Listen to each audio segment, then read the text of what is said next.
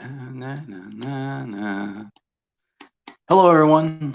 I get my banners fired up here. You're watching Sketching Past Midnight, and I am your host, CB Smallwood, here with you. Um, 3 past midnight, whatever. 12, it's 3:12 a.m. You know where I'm at, and yeah, I'm just getting things fired up. I'm really excited. I know I don't sound like I'm excited, but I promise you that I am excited. I've discovered something really cool, and I'm having lots of progress, and I just want to share this all with you. And I have no idea if anybody's going to join me tonight or not. Because I didn't let anyone on Twitter know that I was live streaming, and I didn't let nobody on what is it, Parlor. Didn't let nobody on Parlor know that I was live streaming, and also, I've neglected all the social medias to make people aware that CB Smallwood is live streaming. So, what do I got to be excited about? What's going on? Well, first of all, we'll start with this.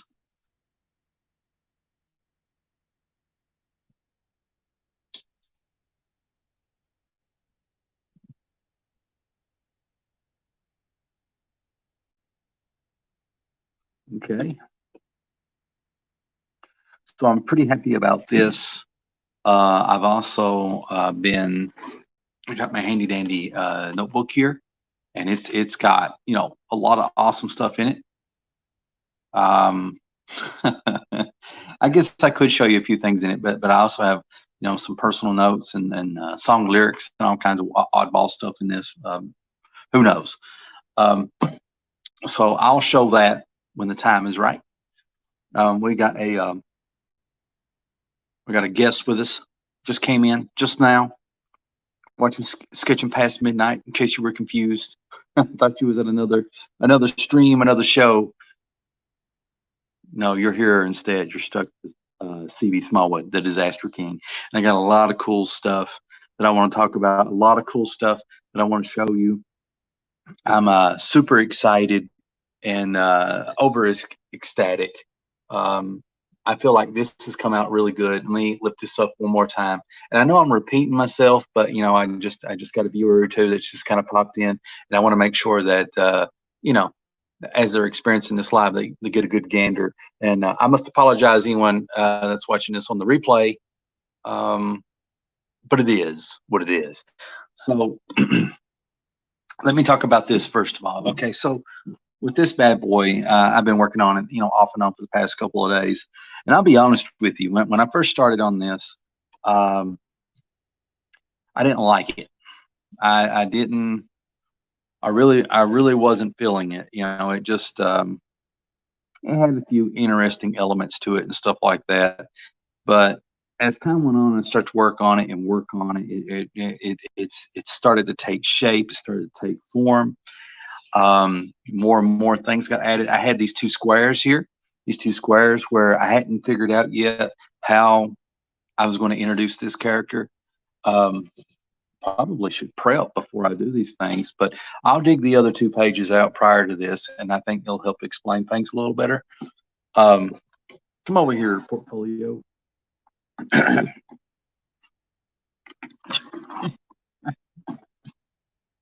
Oh, now you're getting a real personal look. See, I got all kinds of stuff. I got, you know, I would take these bad boys with me to work.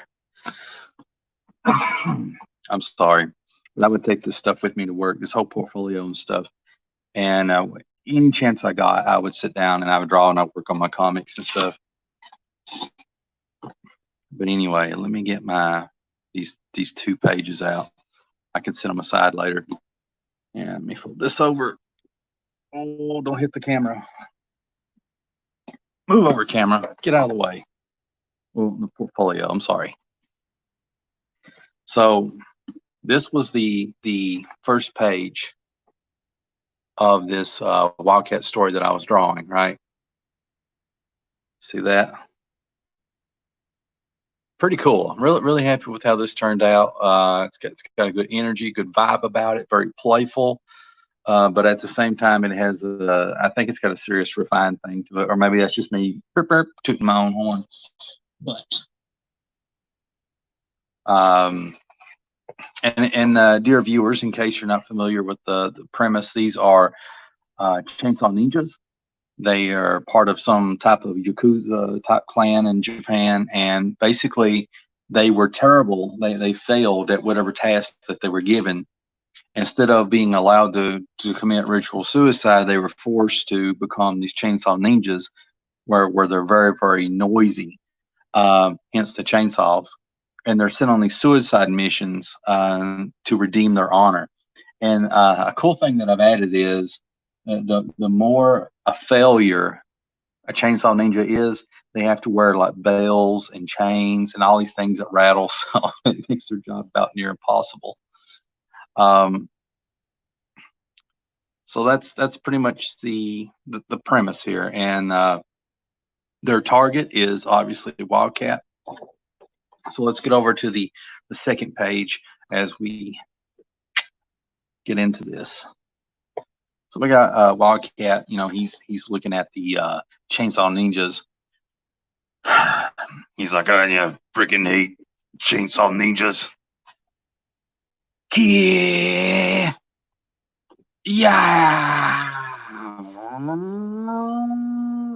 You know, using his rock arm instinctively to block the blow, because I mean, it still hurts him, but it doesn't hurt him as bad as it would be on his, flesh and bone. There he is extending his claws. Could have done that a little bit better, but when you kind of run out of panels, and then here's this, he basically whacks that Chainsaw Ninja's head off. Overall, I'm happy with the blood splatter effect. This is ink and stuff, but it really obscures the art from behind it. But how can you avoid that? It is what it is. And I'm kind of curious, when it comes time to colored, how that would work out. I'll just leave it black like that. Yeah, I guess so. So now you're up to speed. So this is the last panel on the second page. And the very next two pages is this double page spread. So the what do you call it? A conundrum? Help me out here. A conundrum. The problem that I find myself in is this. Come on now. I've already mangled this a little bit. This guy here, he pops up, right? And I had to figure out within two panels how he's going to show up.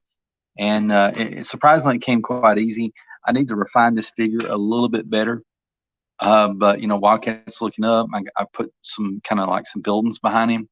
And then what I like to do is sometimes when I have dialogue kind of come to me, I think it's best to try to preserve that dialogue as early as you can, because it'll leave you. There's been many times where I've wrote lyrics to songs, or I had like a little nifty idea or whatever, and they're so great that I think I'll never forget them. But the problem is, you do forget them. So anyway, this guy's like, prepare yourself. And then Wildcat has like a Charlie Brown moment where he says, good grief.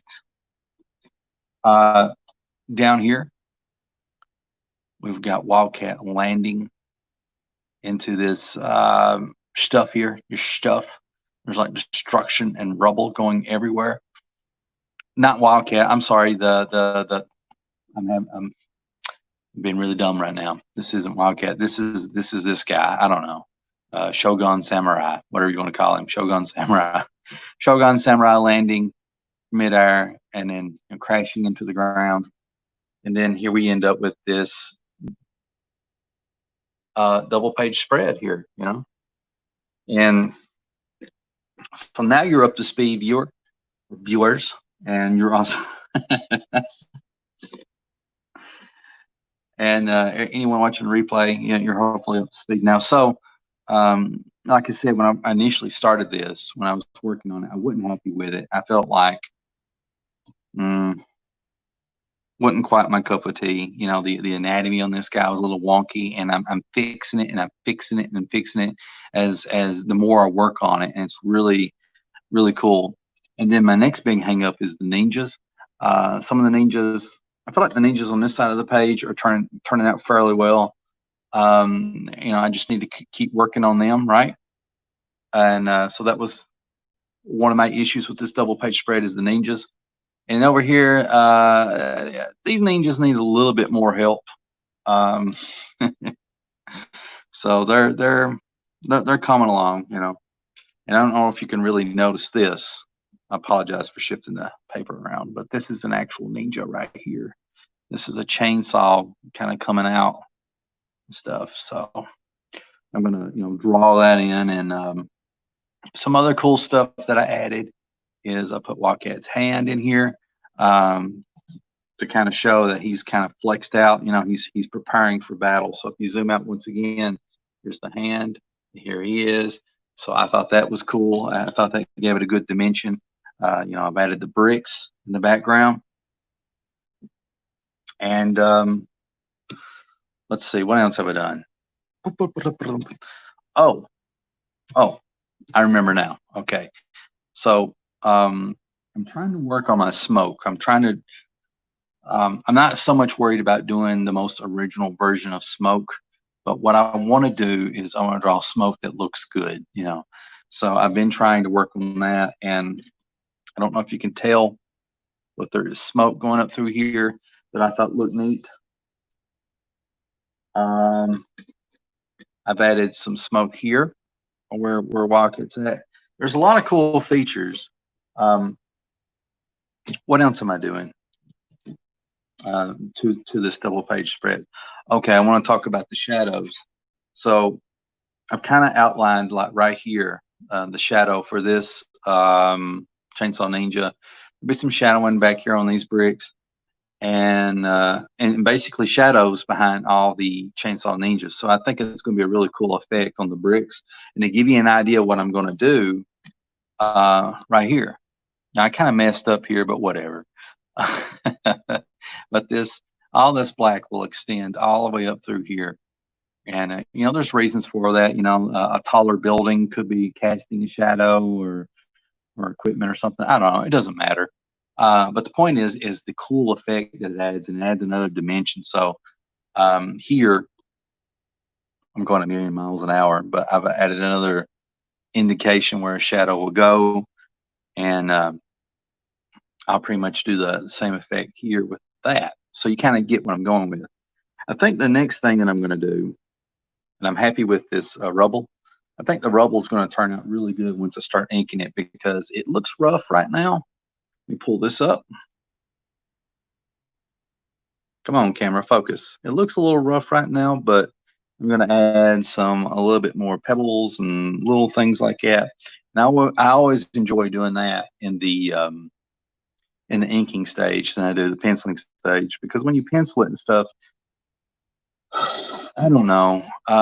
Doing organic shapes with a pencil feels like you're having to fight the pencil to create that feeling. When you ink something, it feels more organic. So what I mean is, like, I can sit here and do this cross hatching on this leg, do these straight lines, and to me, this is just me. Other people will think the quite opposite, or may not think of this stuff at all. But to me, doing that with a pencil feels a little bit more natural, blocking things, squaring things. But as soon as you put something that's got ink in your hand, especially if it's a lot of ink, I feel like you get more organic stuff in terms of trees and rocks and texture. It's really neat. So the last thing that I'm going to do, and I know I'm talking a million miles an hour, the last thing I'm going to do to this page, I think I want to add like some garbage cans and boxes and a lot of that stuff. And I think once I do that, and I ink this whole page, it's going to look pretty good. I think so anyway. Yeah, I think this is going to look pretty good. I'm pretty happy with this. So let me go ahead and go Chapam. Abe Sipkin says, "Hey CV, hello, good sir. I'm glad you're here with me. Let me tell you, Abe, I got a lot of cool stuff to share with you. So this is the excitement over this. I got some more Wildcat excitement to share with you, and I don't know. I want to be careful because I probably shouldn't show the page, not because I wouldn't want to share it with you individually, but for anyone that doesn't want any spoilers of where I'm going with the Wildcat story. Um, but I keep this notebook, and I'm going to have to go off camera here once in a while. In the very first, like in the, inside cover, I got myself a cheat sheet that I put together. Now, when I tell people that I've been trying to learn to write, uh, I'm not talking about proper grammar either. I'm not your boy for that. But learning to put a story together that is good, quality. I've been working on it. So I titled it Writing Tips. And this is old, but I mean, number one, don't drop important things out of the blue. Foreshadow everything. So that isn't necessarily like a writing tip that I hear writers say. But have you ever watched a movie where it could be like a sci-fi movie, and somewhere in the middle of it, somebody has a power that they're not supposed to have, and it's never explained? So that's basically what that means. Don't drop important things out of the blue. Foreshadow everything. So that's don't just drop it in there, unless it's like a cool surprise, but it needs to be explained at some point. Let's see. Number two, this is really cool, and I like this tip right here. Let me answer this comment. Abe says, nice. Noise. I like the Australian way of saying noise. Very much ahead of me. I'm trying. Well, not trying to get ahead of you, but I'm trying to get ahead of myself. But people say not to do that, so it's probably a bad idea. What am I trying to say? I'm trying to do a good job. Yeah. So anyway, exit early and arrive late. Now, what does that mean? Well, in movies, in some movies, not all movies, some writers, screenwriters, and directors, they like for their characters to exit early sometimes and arrive late. So if you look at, for example, The Exorcist 3, a lot of the times, that's a great movie, by the way. A lot of the times the terrible murders have already happened, and they're showing up at the crime scene. And then sometimes, they're going to go save somebody or do something, but they're already getting there too late. For example, like, well, I don't want to ruin it for you, but that's kind of like the theme of it, and it creates tension and a bit of mystery.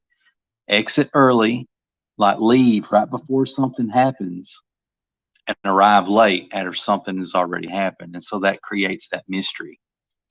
Number three note that I made for myself is lock, which means lead, objective, climax, and knockout ending. The great he calls himself Lucifer Storm now, but Foi Storm, Lucifer Storm on YouTube.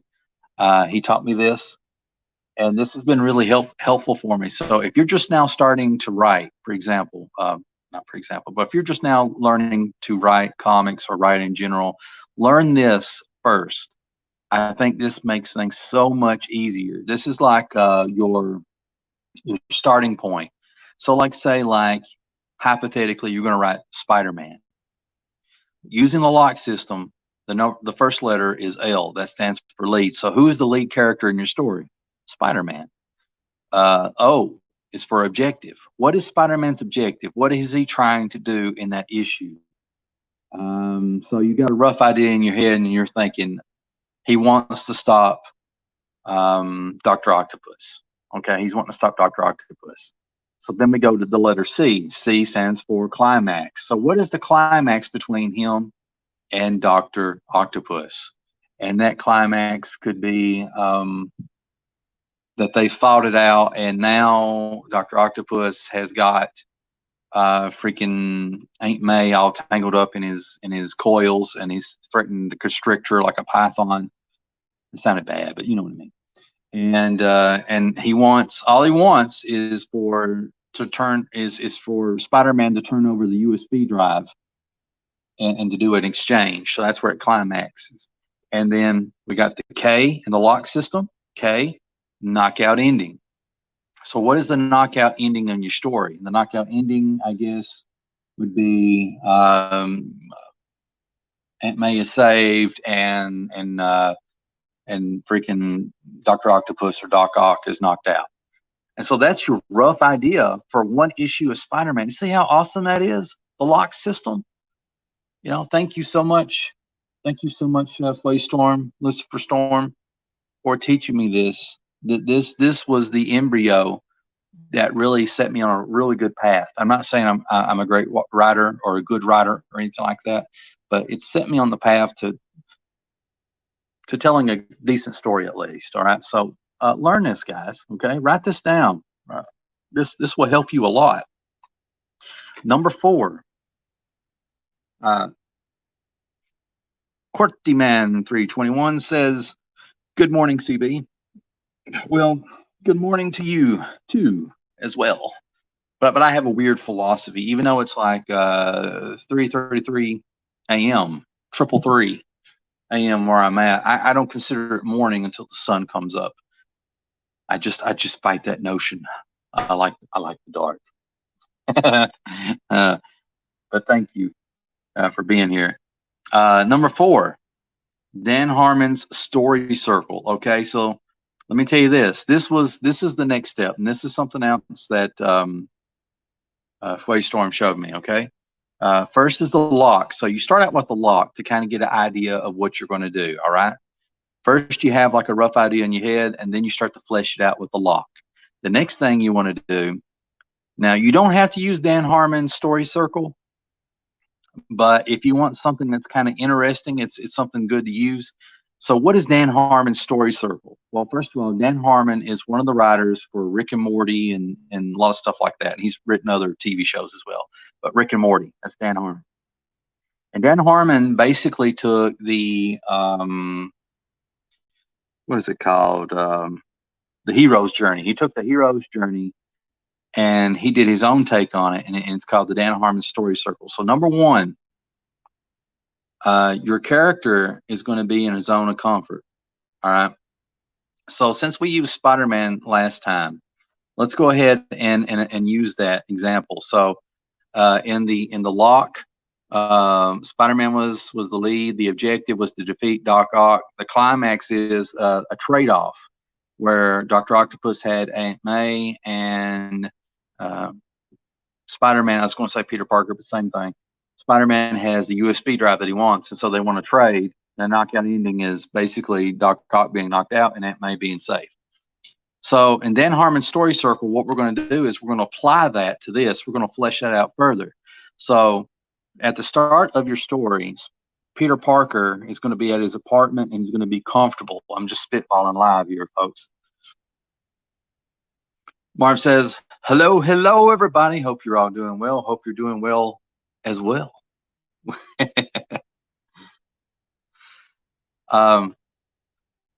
Anyway, yeah. So Spider-Man is in his zone of comfort. Peter Parker sitting on his couch, chilling out.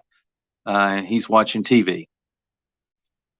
And here, number 2 says they want something. So what does Spider-Man want? Well, he's sitting there watching TV. Something has to pop up to make him want something in that moment. It could be a phone call, something he sees on television, anything, something exploding through his window. So I'm going to go with something on TV. So he's watching TV, and basically,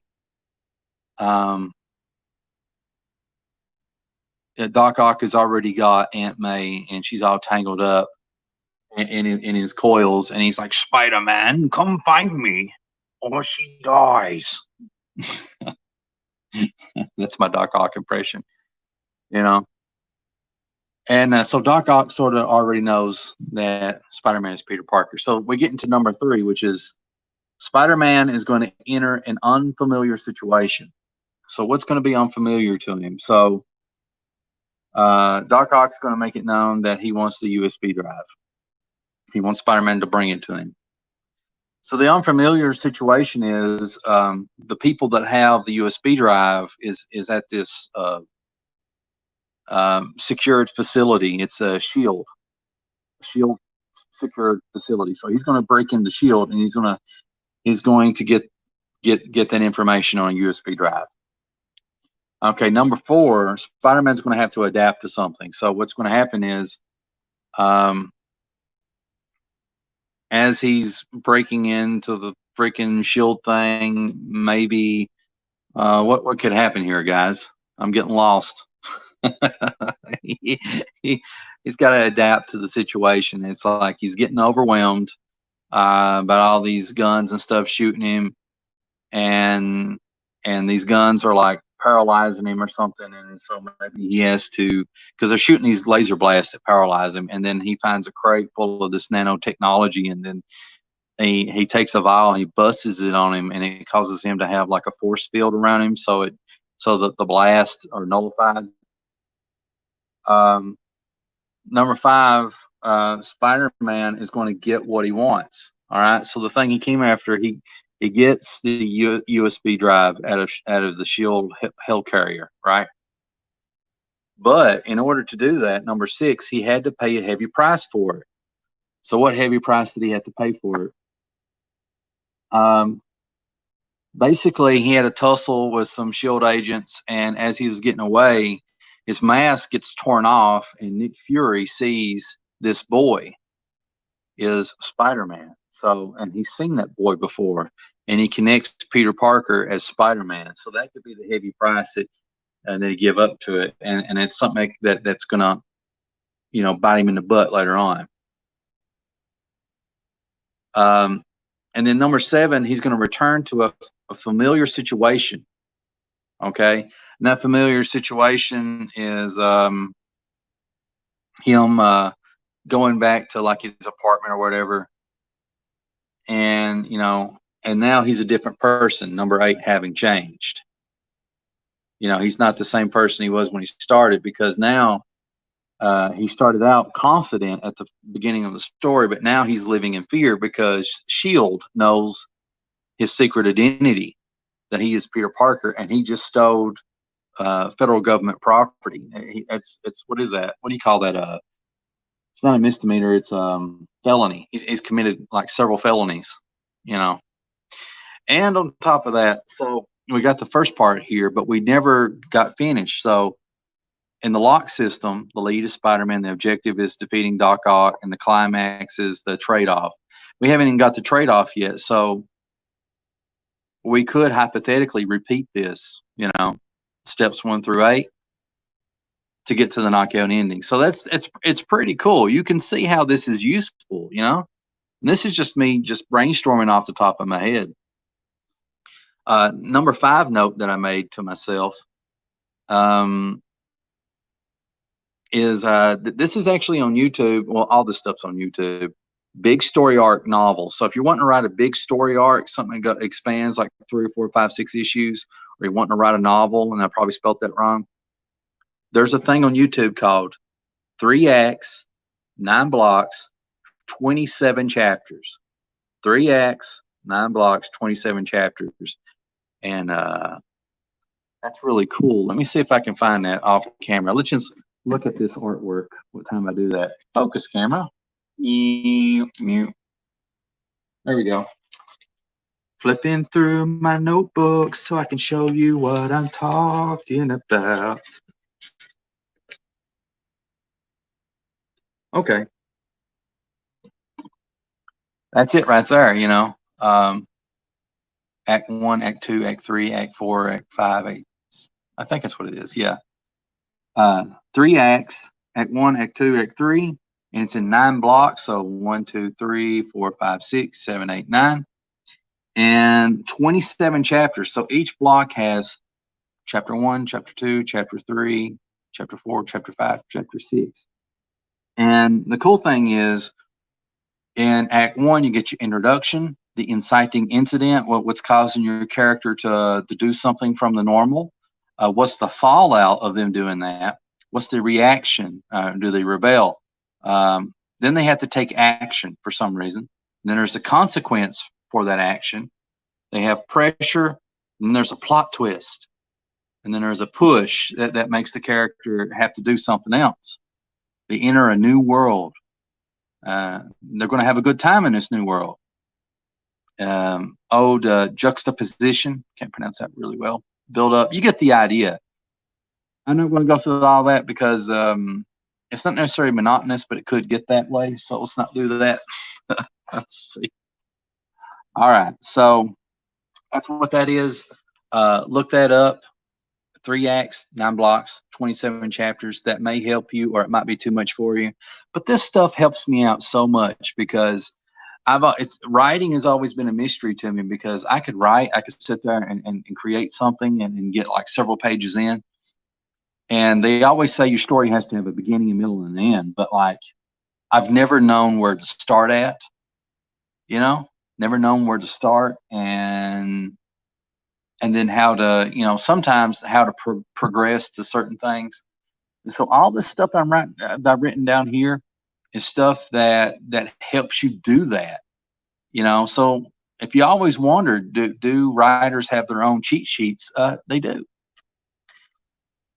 All right, number 6 is symbolism. So now these are just basic things that I want to include in my writing. Symbolism. So if you read The Watchmen, there's a lot of symbolism in it. Basically that smiley face, it's got the blood on it, is a representation of the clock, the countdown clock for Doomsday. And so sometimes the blood splatter on it will reflect, where they're at in the terms of Doomsday happening and stuff. And symbolism, subtext. Don't quote me on this, but you can go ahead if you want to. Subtext is basically, two people are having a conversation, but what are they really saying to one another? Does that make sense? You ever have somebody have a conversation with you and they're saying something, but what they're really saying is actually not being spelled out, but it's implied, I guess. So that's the way I kind of take that. I need to do more research. Subplot. Subplot is basically you've got more than one story going on in your book. It's a side adventure, if you will, but there's the main story. So you got your main plot and your subplot. So your main plot, what's a good example? Main plot. Come on, CB, channel the powers of writing something that's got a main plot. All right, I'm going to use, just because it's in my head for whatever reason. I don't know. What is that Star Wars movie that everyone hates? They hate everybody hates all 3 of the new ones, but the middle one, the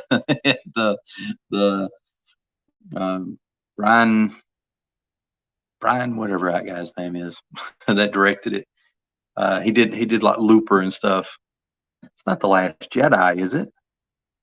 I don't know. I can't remember. Anyway, in that movie, basically, not the Empire, whatever they call themselves now.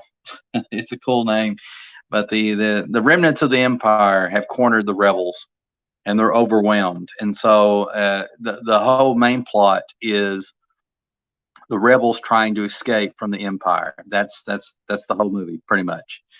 There's a little bit more to it than that, but that's the idea.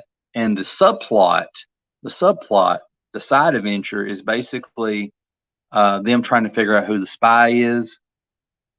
I mean, that was supposed to be, one of the things in there. I forgot all about that. They was trying to figure out who the spy was at one point, and them needing to go do something on some other planet and kind of waste a bunch of time on this planet. It's like Las Vegas or something.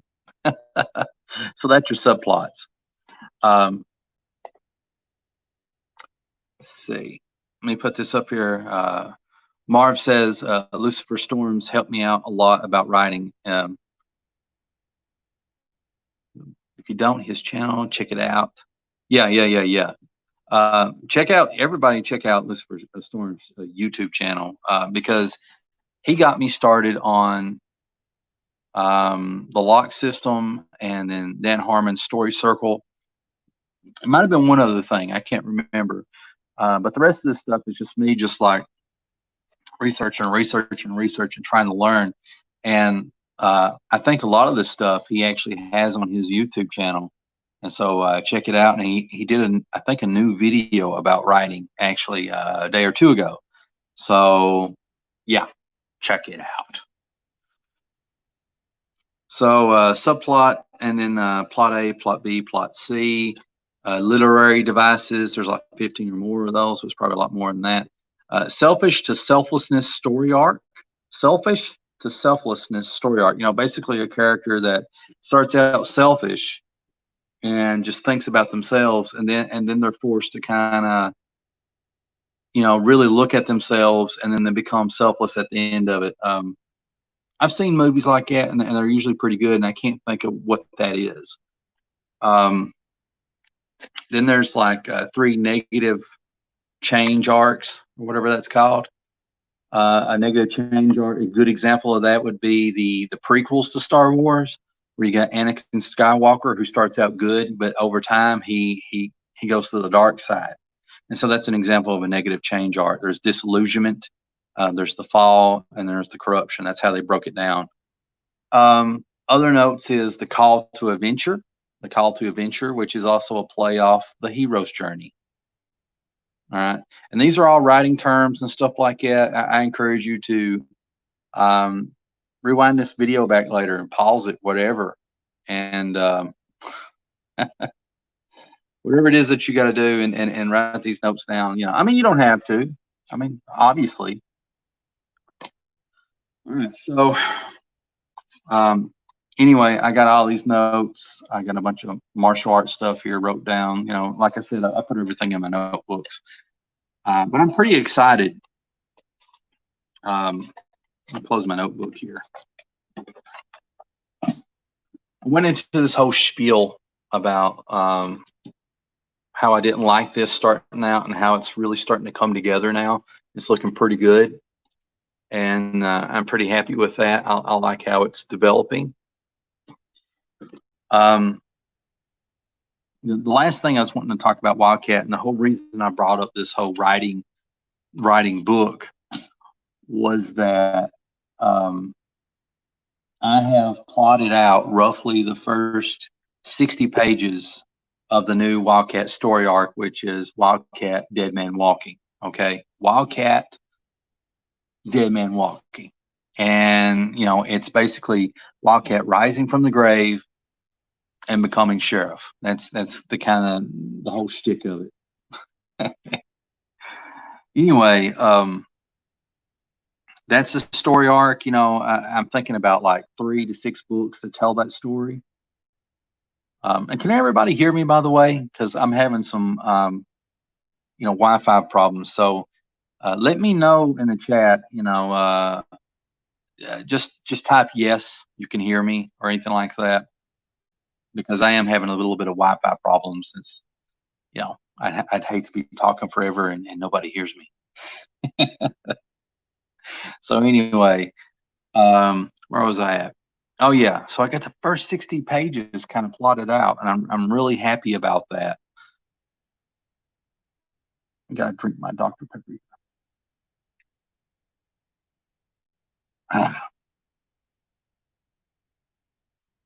Marv says perfectly. Thank you, sir. It's weird. It's like I can't really show you on my phone right now, but like Abe says yes, thank you, sir. Like on my freaking phone, you know how you got that thing that's like this? Well, what I'm seeing is the excitement mark right next to it. So like, well, I don't even know. I don't even know. But I got the first 60 pages plotted out, which is really cool. I've actually, man, let me see what I can show you. I mean, I'm getting heavy duty into this stuff. I mean, you know, I got the negative change arc, disillusionment. I've got a freaking selfless story arc. I mean, a lot of this stuff I had saved on my computer, but of course my computer blows up, because my computers always blow up. It just cannot contain my whatever it is I got in my head. They just can't handle it. They don't make that technology yet, unfortunately. So anyway, I have to write everything down. It's always best to write stuff down because you can't really rely on tech. It always fails. Um, let's see here. I got like a gazillion notes. But anyway, thing that I want to show you now is now that I got the first 60 pages kind of plotted out for Wildcat, and those are subject to change because I'll probably have to take some stuff out so it doesn't overwhelm the reader. But then again, maybe it won't. Maybe it'd be really cool. This is called Wildcat Character Breakdown. So what I did was I wrote down every single character that I could think of that appears in the first trade or the first issue or whatever it is of Wildcat. So we got Wildcat, the Fox, we got Mamaw, this girl named Chrissy, we got Dr. Allen, we got Hess, we got the Wife Beater. See, some of these people I don't have names for yet, so I have to use nicknames. So starting on down, it gets pretty vague. The Wife Beater, the Sheriff. Sorry, I had to burp there. Got Joey, Sarah, Red, McFly, Fonzie, Seabass, the Secretary, the Old Lady,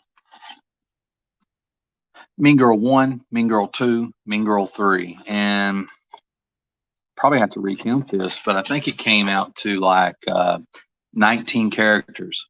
Now, why would I write this out? Well, here's the reason that I would write this out. So I don't want to fill any of this out right now, but hypothetically, starting with Wildcat, what I would do is I would give a basic kind of backstory about Wildcat, very shorthand, and I would talk about what does he want, what is he looking for, just trying to figure him out.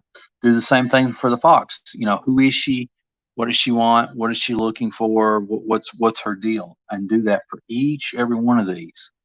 And here's why. Now, some of you might be saying, CV, you're taking this too serious. You're taking it too far. Well, this is my logic. Think of a TV show, all right? Some TV show that you like. And let's use like Wayward Pines. Have you guys seen Wayward Pines? Let me write that out. I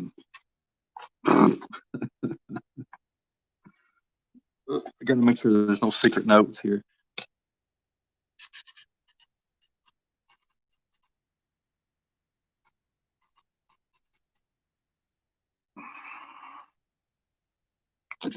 All right, Wayward Pines. Why this is important, I'll tell you here in a second. But all right, Wayward Pines is a TV show that was put together by freaking. It was just in my head. I swear it was. He's a really good director that makes quirky movies that have a sci-fi bent to them. What is his? M. Night Shyamalan. M. Night Shyamalan. M. Night Shyamalan. Say it again. M. Night Shyamalan. M. Night Shyamalan basically put this series together on Fox. It's called Wayward Pines. Not a lot of people know about it. And Marv says, "No, I haven't." I'm not surprised because honestly, not a lot of people have heard of this series. You can probably watch it online streaming somewhere. I don't know if it's on Hulu or whatever it is, or there's other ways, but let's not get into that. But there's 2 seasons of it. Watch season 1, and if you love sci-fi stuff, you'll enjoy this. Now, the first episode kind of drags, but you always have to give the benefit of the doubt when it comes to the first episode of anything, because you're kind of establishing things. You're kind of getting it laid out. But anyway, Wayward Pines it's a very deceptive show because you got this guy who is like this cop detective. Well, he's an FBI guy, and he's looking for his partner. All right, he's looking for his partner, and he's tracking her down to this small town in the middle of nowhere called Wayward Pines. And there's strange things happening in Wayward Pines, and people act weird, and nobody's, people are stopping him from leaving Wayward Pines. The phones are not working, all kinds of stuff. And then he ends up missing himself, and then his family and the FBI are looking for him. They can't find him. I mean, it's one mystery after another after another. It's really cool. Has an awesome sci-fi twist to it. And anyway, I recommend watching the first season. The second season kind of goes off the wheels a little bit, but first season is good. So anyway, let's say like you guys watch this show. In the show, there's a sheriff, there's a bartender, there's a secretary, there's a nurse, there is a doctor, there are neighbors and everything. And when you first see some of these characters, they don't get much screen time. You know, sometimes the most they'll say is hello or no, it's over there, and that type of thing. Something that just kind of moves the story forward, right? But the thing is about these characters is that they will pop up again because this isn't a one-off, right? It's not a one-off. This isn't like a movie where it's kind of like, it's over with. You can do a couple of big explosions and it don't really matter. But in a TV series, it's not like that. A TV series is more like a comic book, an ongoing comic book.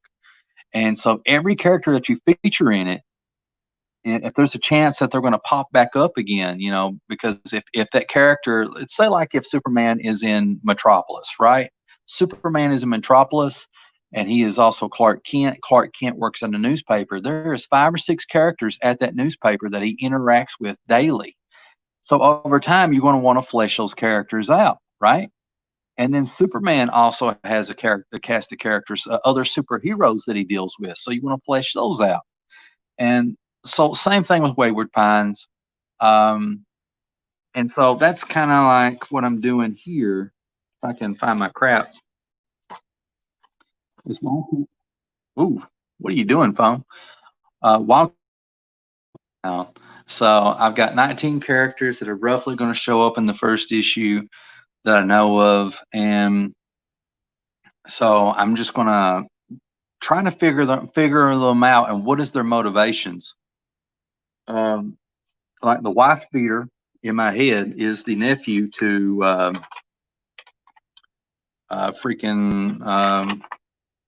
to Red. He's the nephew to Red. And something happens to wife beater that makes Red mad and all this other stuff. You kind of get the idea. And they're not good people, but also I want to make them multi-dimensional. They're not necessarily bad people either. I mean, some of them are really bad though. Some of them are bad. You gotta have, absolute baddies, right? So anyway, long story short, been doing a lot of work on writing. I haven't showed you all my notes because a lot of the stuff's got spoilers in it. And then there's probably like 20 pages or 30 pages of just nothing but like notes on writing itself, So that's my Wildcat excitement. Everything from this page coming together really well. If I can move this crap out of the way. I'm really happy with this. And I don't want to repeat myself for anybody that watches this in a replay. And if you got any friends or anybody that you think might benefit, let them know about the replay. Not so much to give me more views, but I think that writing stuff will help them a lot. Just like pause the video and write down those writing terms, and you will find other YouTube videos, and in Google Images, you actually see a lot of stuff that's going to help you. And I know how much this stuff has helped me. And if I'm that excited about it, I feel like you would be too. So if you're somebody that's wanting to make comics for a living or write novels, whatever, yes. So there you go. So anyways, that's my excitement about that. Let me tell you about this second thing. Okay. And I know I haven't been sketching, but I really got to get all this stuff out before, I forget. I'm just gonna leave it on that because that looks cool. I really like how, his face has really come together on this. Add some spit curls in there. All right, so I got this book. I actually bought quite a few books here recently to use for reference, and this is one of them. I got this book purely for reference. I was on Marv says super crazy. Indeed, there we go. Indeed, it is. But I bought a lot of books for reference, and this is one of them. And this thing's like, it is thick. Look at that. Look how thick this thing is. I want to give you like a short review of it but the main thing is I want to show some of the artwork in it and tell you why I find value in it. This thing's like supposed to won like all kinds of awards. It's like it's roughly $20, you know, $18.99 US currency, about $20, give or take. But this thing's won. It's a New York Times bestseller, and what the heck kind of logo is this? Caldecott Honor Book. It's got another one here. What is this? Michael L. Prince Award for Excellence in Young Adult Literature. And then you look on the back of this book, and to me, this book, before going further, I just like it for the art. The story is okay. The story is okay, and I'll get into that a little bit. But the art is just, yeah, that's the whole reason I got this book. So we got a New York Times Notable Children's Book of 2014. It's a Caldecott Honor Book, a Prince Honor Book, an Eisner Award winner, you know, if that still means anything. So it's won all these awards. And then we got, you know, somebody who, you know, wrote something other and somebody else that authored this, and this person authored that. You know, everybody's got all these, you know, glowing things to say or whatever. So let me show you the interiors, okay? Now, this ain't gonna be like mind blowing, but to me it is. I love stuff that just, you know, flows effortlessly off the page. I thought these were dirty marks, like I was leaving dirty marks, but no, that's actually not how it's supposed to look. I mean, look at that. You know, I need help with foliage and trees and stuff. I mean, it's just, you know, cool stuff.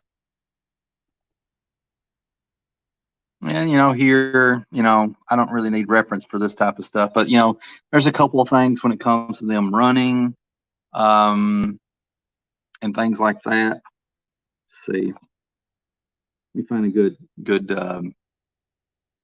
page here. And that's killer. That's giving me some ideas. I mean, look at that.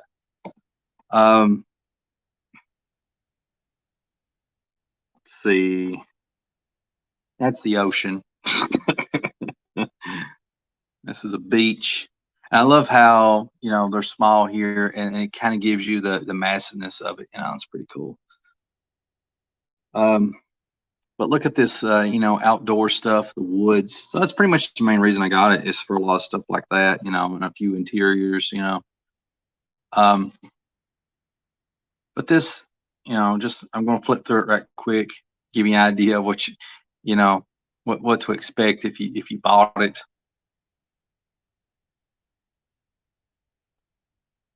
And I'll give you a rough shtick of what the story is sort of about, you know.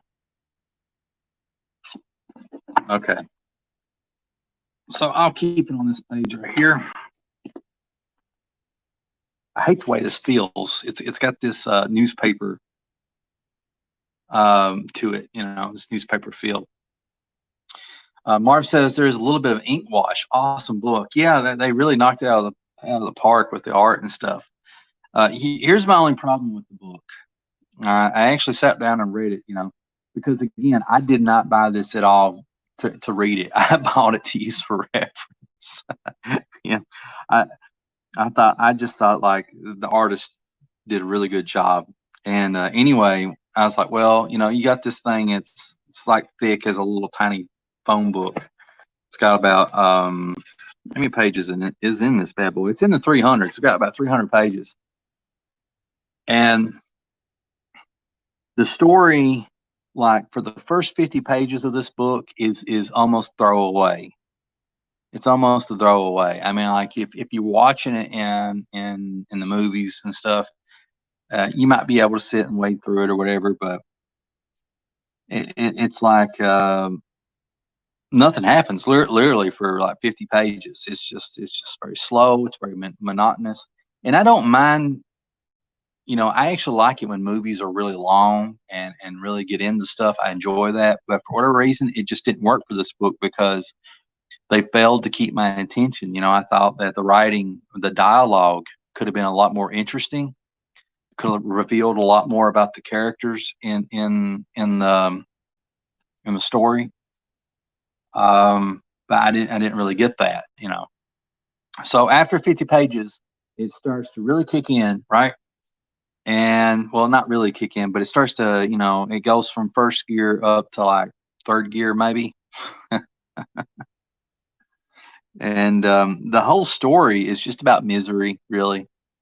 I don't want to ruin anything for anybody, but off the top of my head, it's basically the mom's going through problems, the daughter is going through problems, and then her friend is going through problems, and like some teenagers are going through problems, and they all go through these problems that are they're very, very interconnected about one particular subject.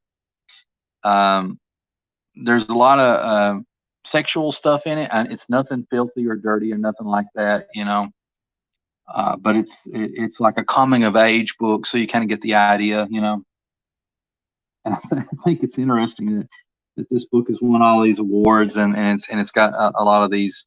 But then again, it's modern society. Again, there's nothing dirty in this book or nothing like that. But it's talking about kids, So I have mixed feelings. I really don't know. It is what it is. But that's not the point. The point is like all these characters that I mentioned, the mom, the kids, the teenagers and stuff, they're all dealing with the same issue in one way or another, all interconnected. And the way the book ends is basically everybody's just depressed. And I feel like it ends on a bummer note. The whole book is basically about like a loss of innocence, really. And so I think, a book on such a bummer note as that, I mean, a Caldecott Honor Book, a Prince Honor Book, an Eisner Award winner, and right here, a New York Times notable children's book of 2014. I don't know. I wouldn't call it a children's book. I think this is more of a teenager book. I think that we got different definitions, but I'm being hypercritical here.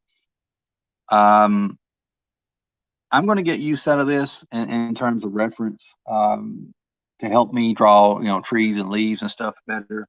I also like to look at people like Tony Danielle and Jim Lee for a lot of that stuff, a lot of things that are in nature. So this is going to help me. Yeah, but I wanted to share that with you. And I got one last thing to share that I think is pretty cool. And thank you, everybody that's tuned in so far. Thus far, not so far, thus far. How about that? It sounds a lot classier. Here's an overview. I discovered something that's really cool. So if you're just now watching, I encourage you to watch the replay because I talked about a lot of cool writing stuff and a lot of writing terms that you can look up later that I think will be really helpful. But that's just me. I plugged this movie, talked about the details of Wildcat and how I got like 60 pages of stuff plotted out. And it's just really, really cool. So the next thing I want to tell you guys about is for those of you, I hate the way it sounded. Those of you that like to live stream. I found this thing called I might get in this backwards a little bit.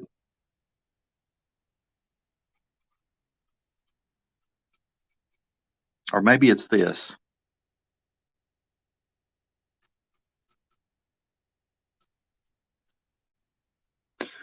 It's called, it's an app.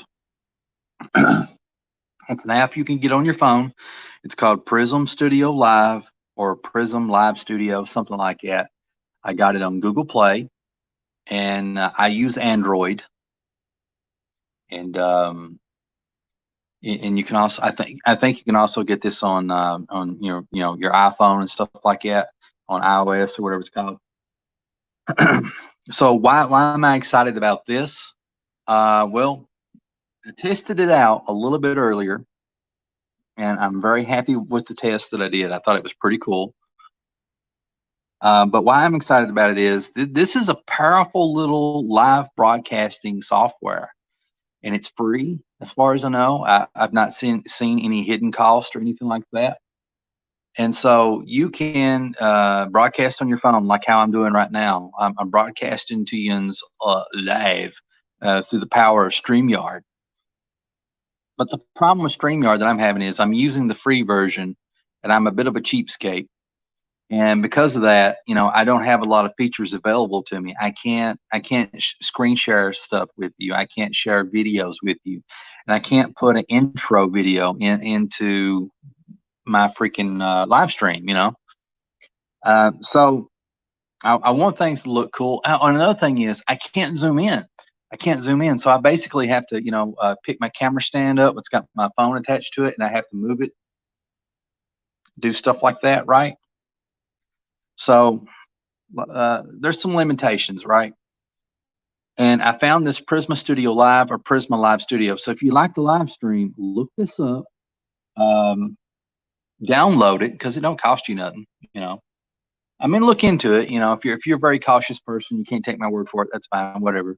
But download that and play around with it. I did a live stream with it that was like 3 or 4 minutes long. I was able to put my new intro in it. My work in progress intro video to my live stream, sketching past midnight video, and I was able to put that in there. It broadcast to YouTube. It was pretty straightforward, is easy to do. And what else was cool about it? I mean, this thing's got a lot of cool features. You can zoom in and zoom out using this thing. You can zoom in and zoom out, using your phone. Now, I can't do that on StreamYard. The other thing that you can do is like you can put in effects. You can edit your videos using it. I mean, there's a lot. It's a very powerful thing. The only thing that I don't like about it that I've noticed is you can put your chat in, and your chat will show up on, I think, on the left-hand side of the screen using Prisma Studio Live. It'll show up here, which I don't know if that works or not, because I watched a YouTube video. I didn't have any guests. It was a private video. But anyway, it's supposed to show up over here.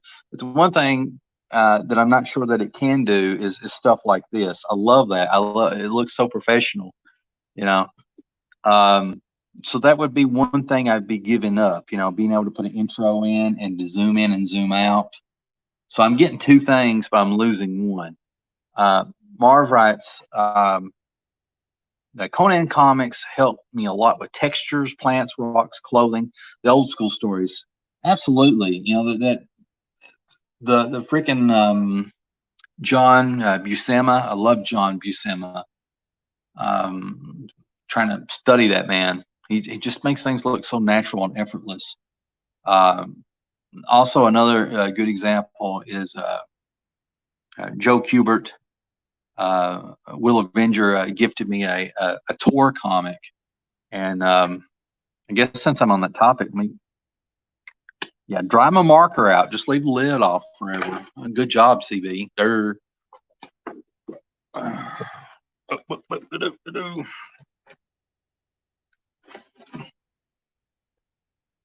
Tor. I don't know if anyone's seen this or not, but I actually have an issue of this, and it's printed a little bit bigger than a regular comic. The issue I think that I have, it's somewhere. I don't know where it's at. But this is a trade paperback type of thing. It's about this thick. And my good buddy Will Avenger gifted this to me. He got this for me, and he's actually, he's got his own copy, and he's using this, to help with textures and plants and rocks and stuff like that, And so John Buscema is really good at it. The guy that's known for Conan and Silver Surfer, and Joe Kubert's really good for doing that. So we'll flip through this, and this is a good book. This has got some good stuff in here. Movie comment. Yeah, like.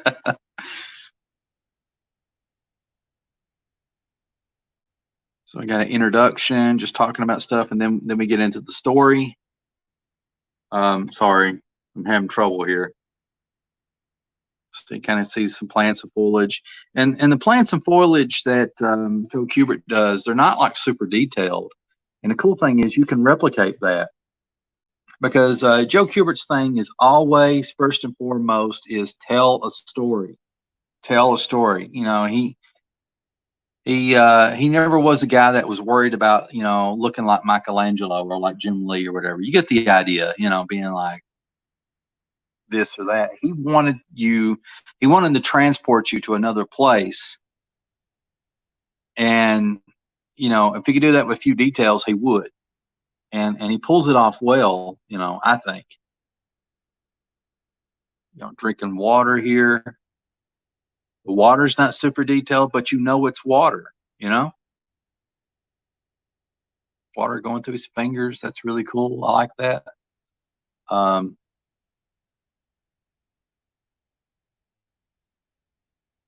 just some cool stuff here, you know. I'm sorry I'm not really getting this super well done for y'all. I love the cracks in the rocks and stuff, you know, on the dry ground. He puts a little bit of a dust cloud or something, or maybe his feet's kicking up that dirt, and that's a cool effect. Look at the trees in the background. Very basic, but it gets the job done, you know? Gets the job done. Um, I mean, he does nighttime, he does water, he does weather, he does different elements. And this is a cool little thing here. I really like Joe Kubert's Sergeant Rock stuff, and I like the people he hired, or not so much hired, but the other people that filled in for him and took over. You know, they did a good job too. Some were better than others, but you can get a lot of good stuff out of that too. You know,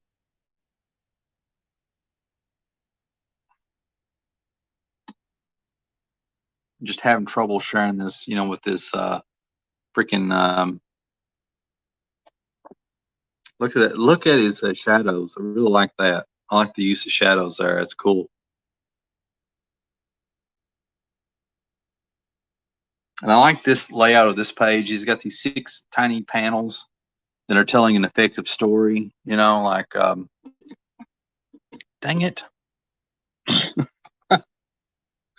I'm trying here, folks. You know, he's in this cave-like thing, and he's climbing. He's climbing. You can see where the light's hitting his back, and it's casting a shadow there. You know, that's cool. I like that. Um, he's getting deeper and deeper into the cave. And then you see this small little silhouette that's supposed to be him, and you see, I guess, all these bats are flying animals. And then you get up close on them, and then you get an idea about them. And then you see the light at the end of the tunnel, you know. And he really makes good use of his backgrounds, you know, because he's got his character drawn really small, and then here's this big, massive crevice, you know, where he's freaking, you know, coming out of it and stuff like that. And then he really opens up on the last panel, and it brings it all home, you know. So that's really, really cool. He's just, you know, he's one of these people that's like the artist, you know. It's just neat. I'll flip through this right quick. I know I've talked your head off about it, but I just happen to have it handy. Um, he's one of these guys, sort of like the artist of Kamui. If you can find any comics on Kamui, I recommend getting those too. Those are awesome. They're kind of hard to find. Well, not so much hard to find, but it's a little difficult. Put it that way. But Kamui, the artist on it is similar to Joe Kubert. You know, he could just slop it down, and it doesn't look like slop. And I mean, this looks like anybody could fairly do this, right? I know that sounds insulting, but the thing is, like, not just anybody can do it. You know, does that make sense? This is just wonderful. I like this. in the body language and stuff. It's just so good, so natural, you know.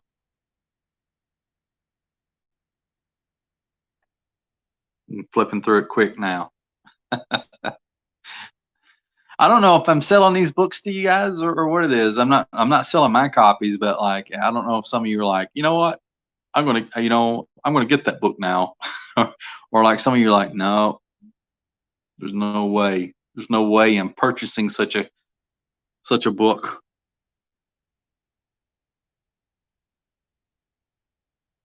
That's pretty neat. Look at that. I mean, it's all good, you know. I'm just saying. Flipping through it, flipping through it.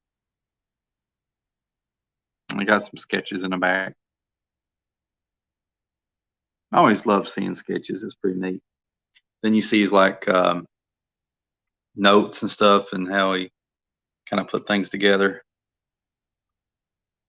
ideas he had and stuff. I know you can't see it really well. Focus camera, what's the deal? There you go. You may, you know, if he's watched the replay on this, you may want to pause it so you can actually see what kind of notes he wrote here.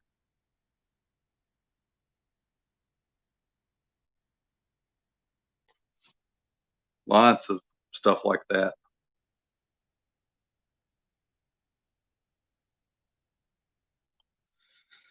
You know, so that's pretty much stick of it, you know. Look at there. Maybe you can get that at Ollie's for $3. That'll be awesome. But it retailed for 15 bucks, you know, US dollars. So that's something else to think about if you're interested in it. So maybe you can get on Ollie's online and maybe get it that way. I don't know.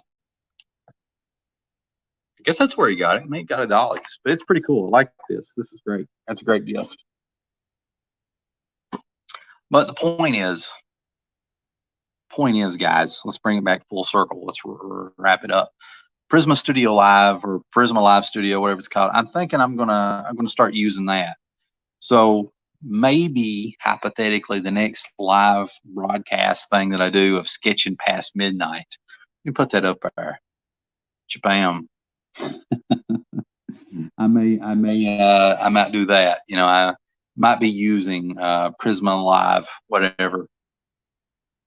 Because I really want to get my intro in, you know, and a couple other things, be able to share videos and stuff with you.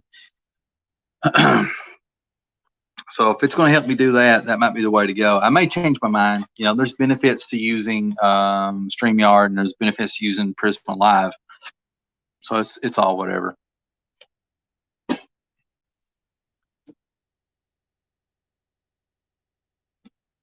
Ooh. I got to drink the last remnants of my Dr. Pepper.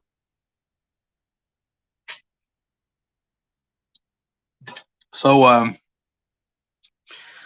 now that I got all that out of the way, how about I actually do some sketching for sketching past midnight? I know I talked you guys head off with all that stuff, but it's pretty cool. I like it. Let me see if this is the good one. I got a bad one and I got a good one. This is the bad one. This will not do. The only reason I keep it in circulation is this part still kind of works. Tell you something else that I got handy. I'll find use for. Got this speedball white ink stuff. Focus camera, come on. Here. There we go. I got this. And I got this just in case. This is a acrylic. It's just like this white acrylic, Snow White. You know, got me a random brush out. You know, I may find another one. You know, just some cheap little brush to whatever. And so what I would do is like, you know, hypothetically, I could go over some blackened areas and put something in. You know, perfect.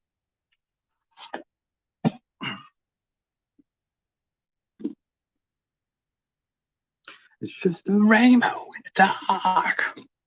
Do, do, do, do, do, do, do, do, do, do, do. Yeah, just go for it. Just go for it. Don't think about it. Just go for it. I'm afraid now. You know why I'm afraid? It's because this is actually starting to look kind of good. So the fear set in, it's like, don't muck it up.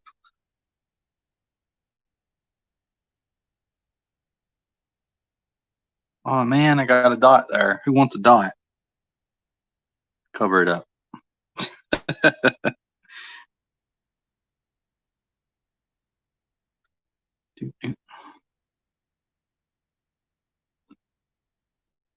No, this isn't exactly like what do you call it? Sketching, because I'm inking. But whatever. It's my show. I can break the rules. It's my party, and I can cry if I want to.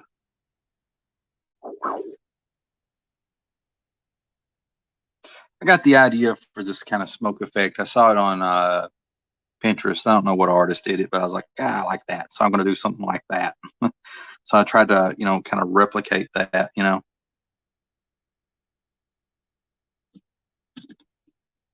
then I kind of freeballed it. So I don't know what this is going to turn out like, overall, if the intended effect of awesomeness is pulled off. I have no idea. I hope it looks good.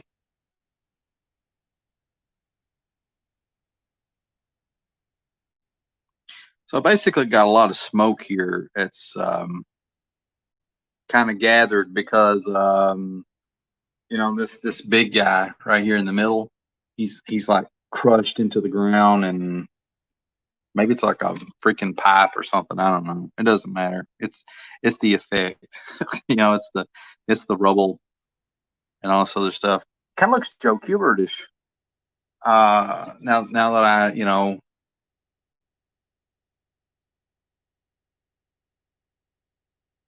really pour into it.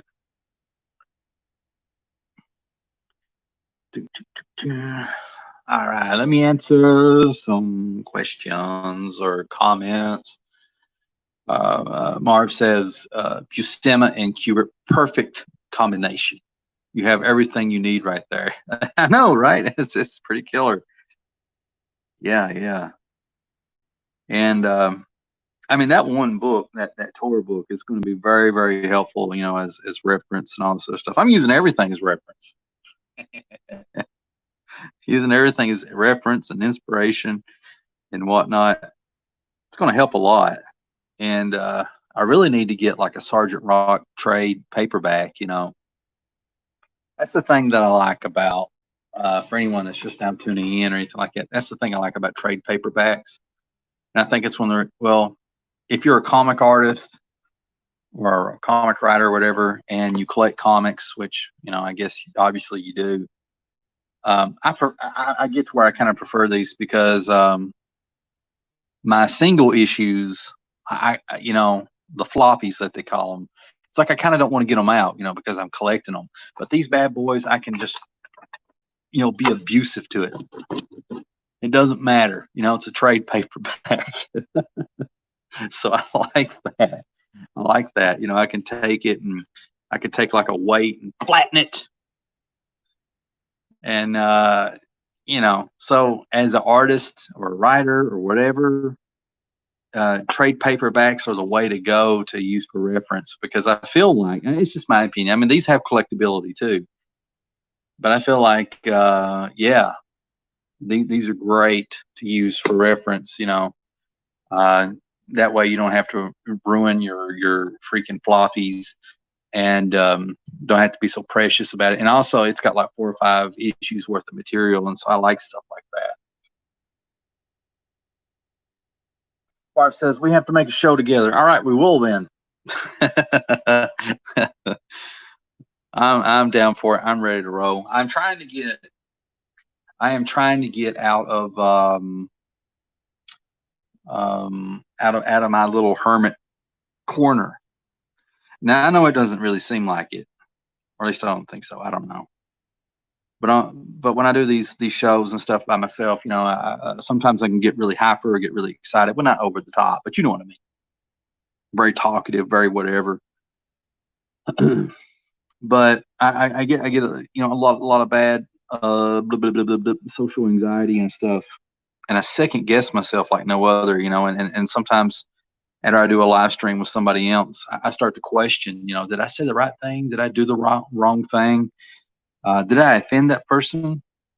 You know, just all kinds of things, you know, like that. And that's one of the reasons I don't do more live streams like how I should. Now, yeah, the other reason is I sincerely really do have technical issues, and so I've kind of moved past the computers. I moved into a new age. Isn't it pretty sad that laptops and computers are falling behind the technology, and it's like your phone is getting to where it's more powerful than your laptop or desktop? And so now I've started, you know, like obviously I'm recording through my, doing this live stream through my freaking phone, and it's turning out pretty good. So I'm doing that. I'm working my nerve up, you know. I'm trying to appear on more other people's live streams and stuff, and so I'm getting there. So yeah, we'll do a show together. Absolutely, Marv. Absolutely. Just be patient with me. Marv says Dio, Rainbow in the Dark. Love that song. Yes, I love it too. That's the for anyone that doesn't know, that's going to be like the intro music for my show, you know. And my backup choice, I may go to this later, you know, is Danzig's Mother. Mother, da da, never need na na na na na. Mother. I can't do a good Danzig. Yeah, I think every so often, if I can stay consistent and actually have a show where you know, everybody can count on me to keep doing these, and I'm going to try to. I really am, because I enjoy doing them. This is the most fun I've had doing YouTube in a while. I'll get to that in a second, but if I can stay consistent and stuff like that, then you know, ever so often I'll change my intro music once I get that going. But right now it's Dio's Rainbow in the Dark. I love Dio. He's pretty cool. He's pretty cool. It's just a rainbow in the dark. I remember when I was first introduced to that song, it was like on VH1, something or other. I don't know. On VH1, and they played it, you know, and I thought that is so cheesy, you know, and then over time, like, it just got better and it got better and better. That's pretty cool, you know. And I guess that's what I am. At first I'm like some cheese. I'm like a cheese, and everybody's like, I don't know, about this guy, but I feel like, you know, analyzing myself here, that I'm sort that I age well. No, does cheese age well? No, it doesn't. It molds. But I grow on people like mold. That's the thing. I grow on you. At first, you don't know how to take me, but over time, you're like, this guy's all right. He's just something, you know. There's something there. I don't know. I can't put my finger on it, but he's all right. He's just wacky doodle. I grow on people. All right. I guess I sort of like that smoke. Let's find somewhere else to put some smoke. It's just a rainbow in the dark.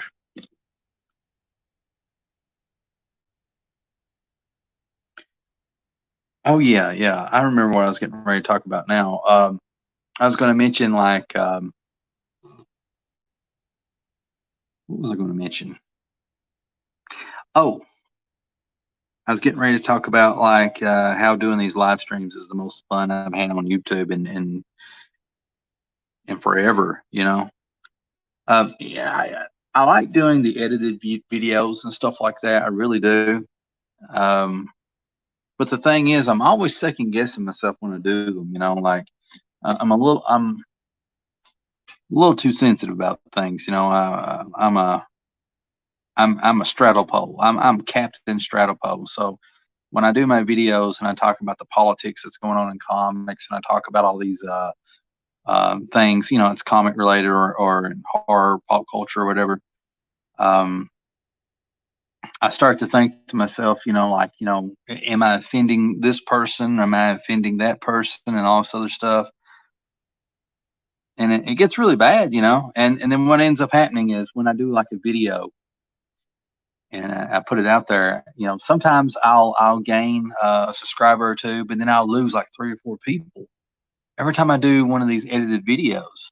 And it's because I'm talking about some topic that's kind of whatever controversial. But I've kind of just got to the point that when it comes to doing YouTube videos and stuff like that, I'm kind of evolving to the point where I can't. I still want to respect everybody's feelings, and I still want to make sure that everybody's fairly represented and all this other stuff, And I don't want my channel to be something where I'm just bashing people of different views and stuff like that because they have a different view from mine. Um, but at the same time, I don't want to be Captain Stratopole anymore, where I'm just so afraid to say anything, to take a stance on anything. I mean, you can take a stance on something or have an opinion about something and express it respectfully, But it just got so bad there, in the last couple of videos. I just felt this anxiety of just this, I don't want people to feel alienated when they get on my YouTube channel. Does that make sense? I want them to feel welcome, But the world's so wacky doodle right now, and everybody's forcing you to pick sides and all this nutty stuff, I know it's all serious stuff. Don't get me wrong, it is, and these are all important issues and stuff. Um, but I'm one of these guys that sees the value in agreeing to disagree. That was like the bedrock of American society at one point. It didn't matter what your politics or race or gender or what you did in private or anything like that, as long as nobody was getting hurt. None of that stuff mattered. It was just a question of treating the other person with respect, and then if it got to the point where ends were really debating something hot and heavy, that ends would just agree to disagree and walk away. And there's a lot of people that's fanning the flames for a lot of different things, and they're forcing you to pick sides, and they're saying that if you're a straddle pole in any way whatsoever, that you're an evil person, you're a bad person, you're part of the problem. Oh my goodness. And I'm sorry to bring all this stuff into my live stream, but this is stuff that really bothers me, because I think it's really hindered my freaking YouTube channel, because it's caused a lot of anxiety.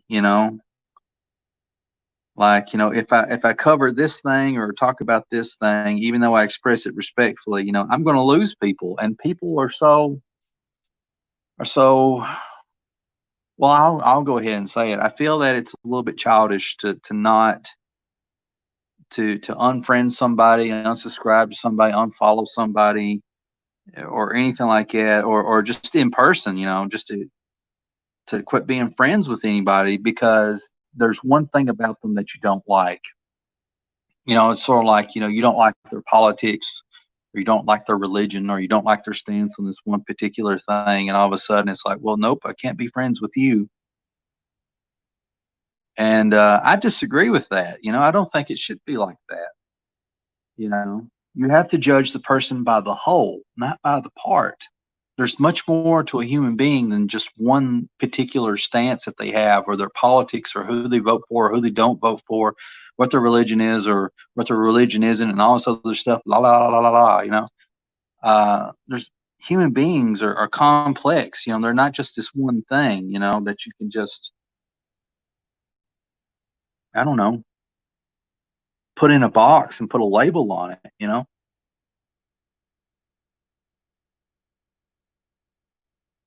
And I just get annoyed at stuff like that, and that stuff is always playing in the back of my mind when I make my edited YouTube videos. And I've just got to the point now to where I'm still going to be respectful and stuff like that, but I think that I'm going to stop being living in this fear of offending people, and just have fun. I just want to have fun. And so these live streams have really helped me to have fun for the first time in a long time doing YouTube videos. Really is.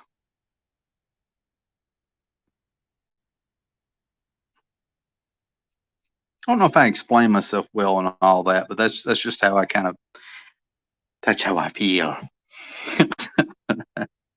That's how I feel. Doo-doo-doo-doo.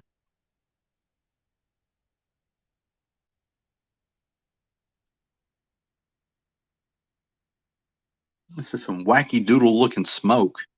That's for sure. I know it don't look much right now, but I promise, guys and gals, it's going to come together. I probably shouldn't eat this smoke because I may want to fix this leg, but it is what it is now. That's just how it is. That's how we're going to roll. Let's see. So I'm not going to ink this smoke up here because I'm going to do something with this hand because I need that freedom, the flexibility. So I think what I'm going to do is I can do Wildcats thingamajiggers here, surely. Answering some comments. Marv writes, if I had a song in my intros, Gravedigger by Dave Matthews. I've not heard Gravedigger in forever. I've actually not heard Dave Matthews in forever. Dave Matthews Band. I'm going to have to look that up, you know. Marv also writes, you have your opinion. If you want to say what's on your mind, do it. People are too sensitive. Oh, my God. Makes me mad. I got to go, CB. Keep rocking and be safe. All right. Thank you, Marv, for tuning in and stuff like that. I really appreciate it. Much love to you, man. We're getting close to the end of the show, so it all works out good.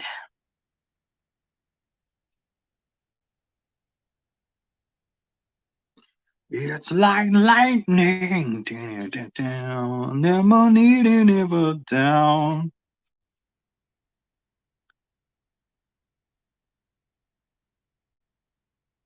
Come on, gotta get your stuff in here. I'll probably go back in later on using a Big Fat Daddy here and kind of refine the Wildcat whiskers, sideburns, you know. I tell you something cool. My 3-year-old son is becoming familiar with Wildcat a little bit, and that is so awesome. And here's the neat thing about that is that, you know, I was asking him, can Wildcat beat, you know, Hulk? Yeah. Can he beat Superman? He shakes his head no. And I was like, yeah, he can beat Superman. He's like, yeah, he can beat Superman. And like, can Wildcat, you know, I was just going through a bunch of random characters. But essentially, you know, over time, you know, if I can get some books out and some animations and different things, you know, if I can catch up with Jeff Lafferty. Like, what do they say? Great minds think alike. If I can catch up to him. But anyway, I think when it's all said and done, yeah, it's going to be really cool because essentially my son is going to be the first 3 to 4-year-old who is going to be in the Wildcat worldwide. The first one, the first kid ever going to be into Wildcat. And so that makes him in history Wildcat's #1 fan, other than me. And I think that's pretty cool. And that is really cool. You know, it's official. You know, he could be like, you know, that's assuming, you know, I get done with the, you know, first trade issue, which I will get done with. It will get done. and that's assuming people buy it and everybody, because whatever, people enjoy it. But yeah, my boy is going to be one of the first. He'll be the first, other than Dad, Wildcat fanatic, of his age group. So I like that. I like that. I think that's pretty cool. I think I'm going to take the marker of this bad boy. So I'm getting ready to wrap this video up because I know some of you are getting tired. You can't rock it hard like CB can going past midnight. I like to watch the sun come up, and then I get into my coffin, and my helper, closes all the curtains so I'm not stained by the light.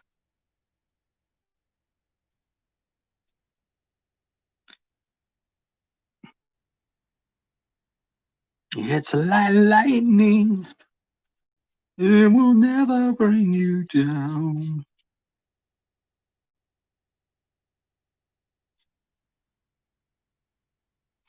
I'm butchering things a little bit, but that's okay. As long as I get the gist of it here. Being a few things on Wildcat's face here. Ugh.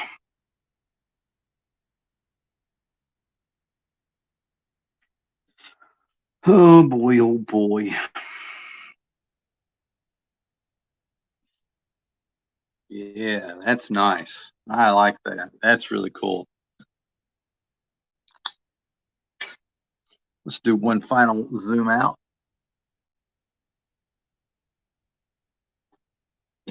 Okay, a quick recap of FAM. I'll go really, really quick with this before we say our goodbyes. Just in case for anyone that's just tuned in or wants a reminder, I did a review of this book called This One Summer. I thought the story was okay and a little bit depressing, but the art is phenomenal. The book's about this thick. I also did a quick review of this, not so much about the story, but just the art alone. And this is pretty cool. It's about this thick, and it was like when it was purchased, it's roughly about $3 from Aldi's. So you might want to check that online, if you want to get that. Also, I talked about writing, and so if you just watch a replay of this, you could always skip to the end and pause your video and take notes or whatever. Or maybe you're all familiar with this, but for me, I'm a total noob and an idiot about things, and so there might be some other people that's like me. So if this can help you, if this can help take your story to the next level, then please take these notes and look stuff up on Google Images, because people's already got like graphics already lined up that are simple to download that you could print off and put in a binder, or and also take notes in your notebook, because it helps you remember and make this stuff part of your existence. At least learn the lock system. Who's your lead? Who's your objective? The climax, knockout ending. Dan Harmon's story circle. Look that up as well. And then if you want to take it a step further, Big Story Arc novel. It's got 3 acts, 9 blocks, 27 chapters. That's on YouTube. And look up a call to adventure. The call to adventure and the hero's journey. And a lot of these things, if not all of them, have also been covered on Fway Storm's channel or Lucifer Storm's channel. So look him up. He teaches a lot of stuff specifically about writing comics, but this stuff could also apply to writing novels and stuff. So I talked about that, and I also talked about all the details about where I'm going with this piece and the problems I had with it initially and stuff. I talked about me having 60 pages of Wildcat's story arc fleshed out, and all the progress with that. And the last thing that I talked about is Wayward Pines. I was recommending that. Season 1 is really good. The first episode or two kind of goes a little slow, so if you can survive that, it's M. Night Shyamalan directed the first episode. But if you can survive that and get to the rest of it, it's a really cool mystery sci-fi show. You'll enjoy it. At least I think so. And then the last thing is I'm thinking about switching over from I was going to say DuckDuckGo, but StreamYard over the Prism Studio Live or Prism Live Studio. You can download the app on Google Play and also on I think freaking iOS, Apple stuff, right? And it has a lot of cool features, and play around with it. So if you do live shows, you may enjoy that.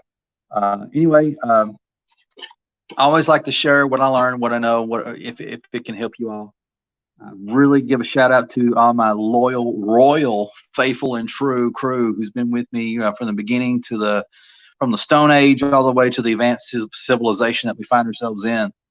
Much love, and as always, this is CB Smallwood, and you've been watching. Let me get it up here. Here, let me put that up here. Where's it at?